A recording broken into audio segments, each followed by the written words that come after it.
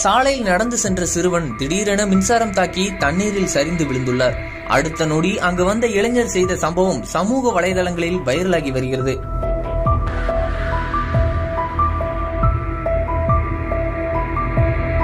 சென்னை அரும்பாக்கம் மாங்காளி நகர் பகுதியில் நேற்று முன்தினம் பெய்த கனமழையின் காரணமாக அருகிலுள்ள சாலையில் தண்ணீர் தேங்கி கிடந்துள்ளது.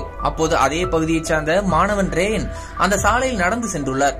அங்கு மின்சார வாரியத்திற்கு சொந்தமான ஜங்ஷன் பாக்ஸில் இருந்து மின்வயர் அறுந்த நிலையில் கிடந்துள்ளது. எதிர்பாராத விதமாக மின்வயரில் மாணவன் கால் வைத்த அடுத்த நொடி தண்ணீரில் விழுந்து உயிருக்கு போராடி கொண்டிருந்தார். அப்போது அந்த வழியாக பைக்கில் வந்த கண்ணன் என்ற இளைஞர் ஒரு நொடி யோசிக்காமல் தனது உயிரை பணயம் வைத்து மாணவனை காப்பாற்ற சென்றுள்ளார். ஆனால் அவர் மீது மின்சாரம் பாய்ந்துள்ளது.